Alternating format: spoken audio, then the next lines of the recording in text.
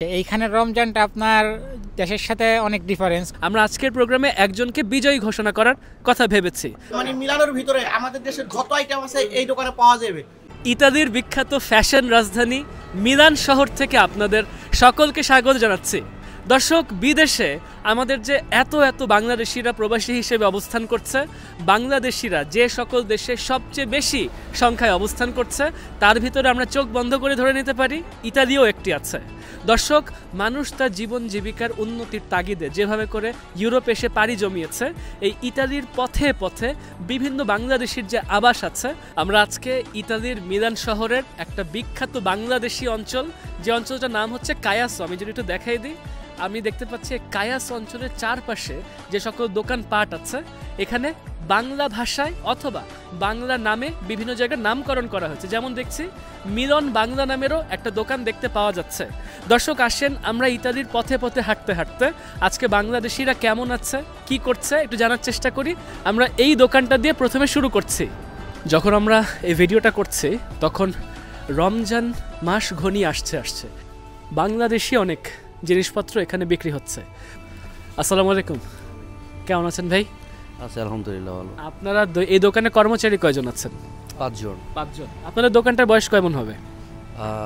আনুমানিক 10 বছর। 10 বছর। আপনার নামটা বলবেন? রাসেল। কোন অঞ্চল থেকে বাড়ি ভাইয়ার? মাদারীপুর। এবং কত বছর হলো ইটালিতে আছেন? আমি বেশি দিন না, এই 1 বছর 2-3 মাস। 1 বছর। রোজা কি পেয়েছেন এর মাঝখানে একটাও? কেমন ছিল রমজানের অভিজ্ঞতা? কেমন ছিল? ভালো। এখানে কি কোনো বাজার টাজার বসে? হ্যাঁ, পাশে একটা বাজার আছে। এমনি দেশের রমজানের সাথে বিদেশের রমজানের পার্থক্য কি? দেশের রমজান আর বিদেশের রমজানের ভিতর পার্থক্য হলো এইটা, দেশে আমরা সেহরিটা পরিবারের সাথে করতাম, এইখানে হয় না। ইফতারও সেম, যে যেখানেই থাকি দিন শেষে বাসায় যে ইফতারটা করা হতো, এইখানে দোকানে ইফতার করা হয়।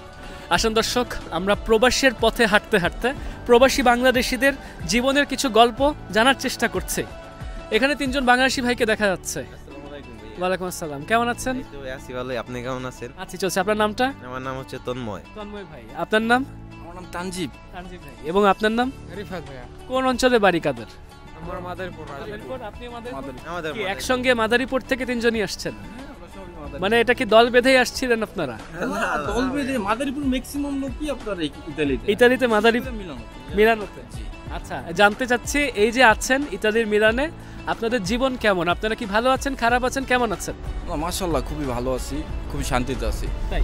জি, কারণ এখানে মাদারীপুর অনেক লোক এক্সট্রা একটা সাপোর্ট পাই, সবকিছু মিলে আলহামদুলিল্লাহ। আচ্ছা, এখন তো ধরেন আমাদের সামনে একটা রমজানের মৌসুম আসতেছে, এর আগে কি রোজা করা হয়েছে এখানে? অবশ্যই। কেমন ছিল রোজার অভিজ্ঞতা? কেমন ছিল? খুবই ভালো মাশাআল্লাহ, বাংলাদেশের থেকে ভালো আমি মনে করি। তাই? এখানে যতগুলো মসজিদ আছে, হ্যাঁ, এখানে সেম বাংলাদেশের মতো। আশেপাশে মসজিদ কোথায় আছে এখানে? আছে এই আপনার সন্দ্রীয় একটা আছে, হ্যাঁ, আর একটা এই সাইড আছে। মসজিদ আছে অনেকগুলো, সব বাংলাদেশিরা করছে। এখানে প্রথম বাংলাদেশিরাই মসজিদ করছে। দেশের কথা কি মনে পড়ে? হ্যাঁ ভাই, দেশের কথা মনে পড়ে ভাই। সেটা কি খারাপ লাগে না? মানে খারাপ তো লাগে, মন চায় এখনই বাসায় যেতে, কিন্তু সম্ভব তো না, কারণ কাগজ তো সব হয় নাই। ওইলে ইনশাআল্লাহ যাবো কোনো একদিন। কিন্তু বৈধভাবে আছেন তো? সব। এই যে আছেন, দেশে কি টাকা পয়সা পাঠানো হয়েছে? জি অবশ্যই। আপনারা কি এই ব্যাপারে অবগত? এখানে বিকাশেরও যেটা সার্ভিস আছে, যেটা কি আপনারা জানেন? জি জি জানি। আদৌ কি আপনার পাঠানো হয়েছে বিকাশের মাধ্যমে? জি, আমি গতকালকেও পাঠাইছি। পাঠাচ্ছি। ওকে ভাই, অসংখ্য ধন্যবাদ আপনাকে, ভালো থাকবেন, দেখা হয়ে খুবই ভালো লাগলো। জি, এইখানে দেখতে পাচ্ছি এশিয়ান আফ্রিকান ফুড, হালাল মাংস পাওয়া যায়। ওই দূরে দেখছি নিউ বাংলা কিছু একটা নাম দেখা যাচ্ছে। দর্শক, এই দোকানটাতে একটু ঢুকি।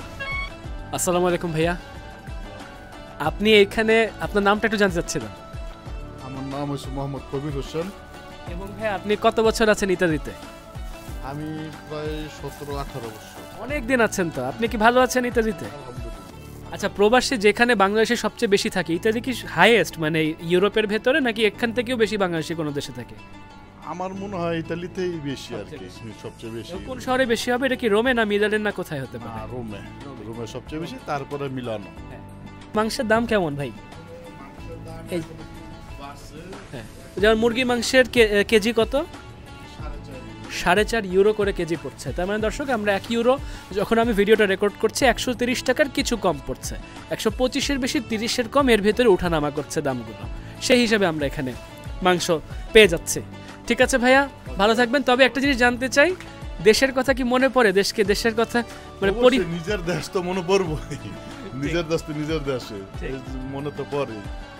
তারপরে যাই, সমস্যা নিজের দেশে মনে পড়লে যে সময় মনে পড়ে ওই সময় যাই, যাওয়া আসা করি। ঠিক আছে, ভালো থাকবেন ভাইয়া, অসংখ্য ধন্যবাদ।